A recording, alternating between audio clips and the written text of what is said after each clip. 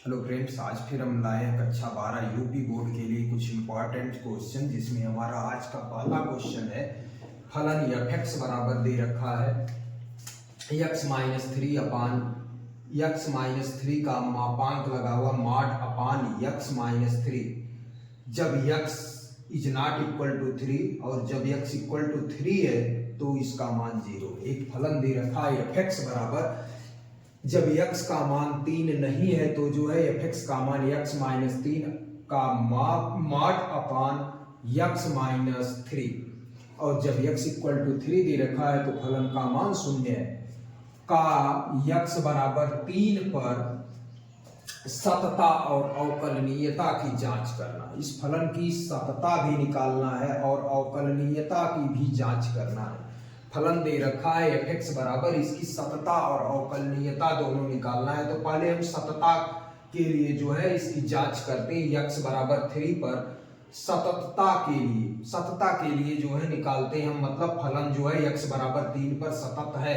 देखिए, जब x बराबर 3 है तो फलन का मान जो है 0 है, f(x) का मान 0 है। जब x बराबर 3 है, जब x बराबर 3 आया है, देखिए x बराबर 3 है तो फलन का मान 0 है, तो हमने लिख दिया f(3) का मान क्या आया, 0 आया। फिर निकालते हैं हम क्या, बाएं पक्ष की सीमा, लेफ्ट हैंड लिमिट।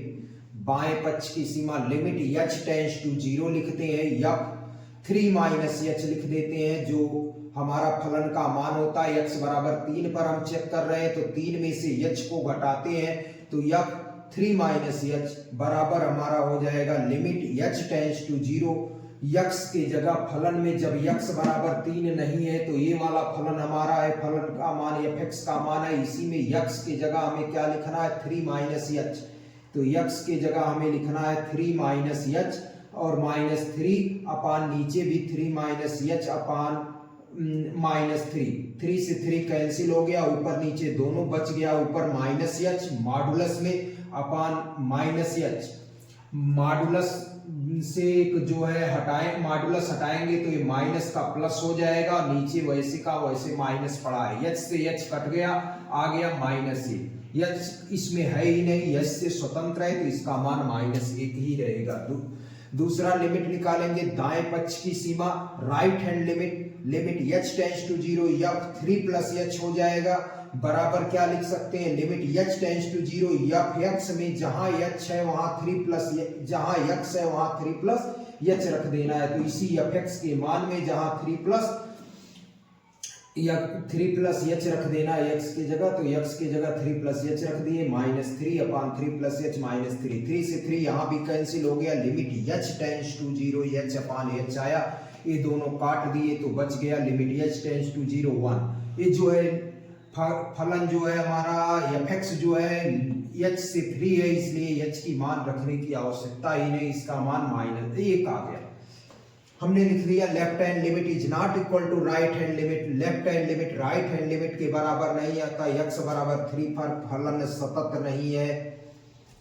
ये हमारा एक सिद्ध हो गया कि जो है x बराबर 3 पर फलन सतत नहीं है। क्वेश्चन 6 नंबर में आया है, 5 से 6 नंबर में कई बार पूछा जा चुका है।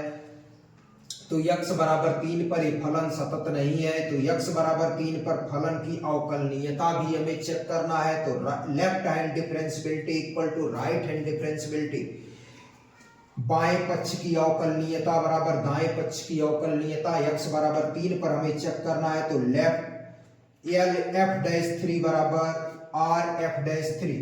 तो लेफ्ट हैंड डिफरेंशियबिलिटी का फार्मूला क्या होता है, लेफ्ट हैंड डिफरेंशियबिलिटी f(3) बराबर limit h tends to 0 f(3 - h) f(x) upon h होता है।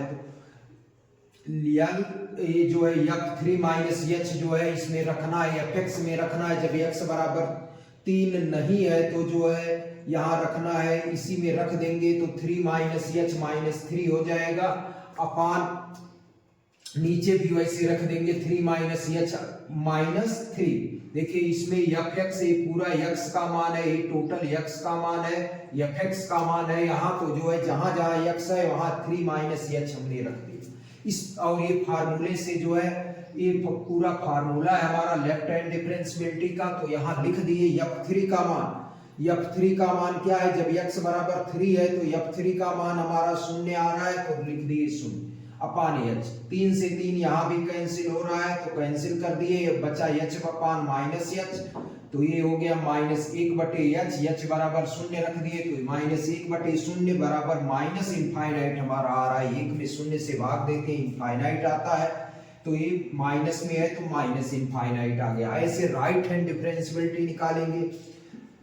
दाएं पक्ष की अवकलनीयता Rf'3 बराबर limit h tends to 0, formula हमारा हो गया f(x + h - fx upon h), ये हमारा फार्मूला है राइट हैंड डिफरेंशियबिलिटी का।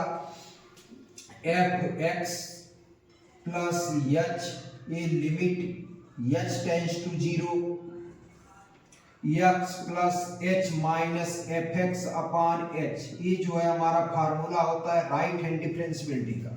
तो x की जगह हमारा 3 था तो 3 + h - f3 अपान h हो गया, और 3 + h जो है हमें रखना है x की जगह, इसी में जो है x की जगह 3 + h रख देना है, तो 3 + h रख दिए, तो 3 + h - f3 अपान h हमारा मिल गया। तो 3 + h जो है यहाँ रखे इसी फार्मूले में, तो 3 + h - 3 अपान 3 + h - 3, ऊपर सिर्फ मॉड लगा है, नीचे मॉड नहीं लगा है, एकदम दोनों ऊपर नीचे एक ही अंश है, एक ही है।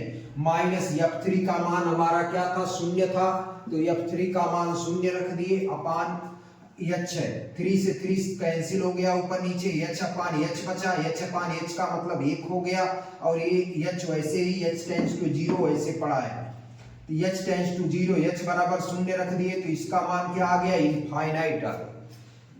हमने लिख दिया लेफ्ट हैंड डिफरेंशियबिलिटी बराबर is not equal to right hand differentiability. Left hand differentiability right hand differentiability के बराबर नहीं है, अतः x बराबर 3 पर फलन अवकलनीय नहीं है।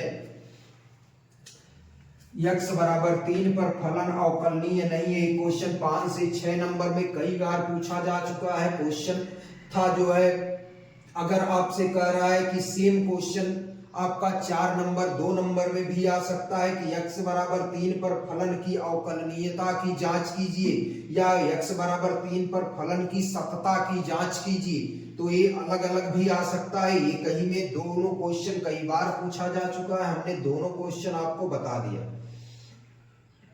ये दोनों क्वेश्चन एक ही में है, जो है सतता भी आपसे पूछ सकता है, अवकलनीयता भी पूछ सकता है।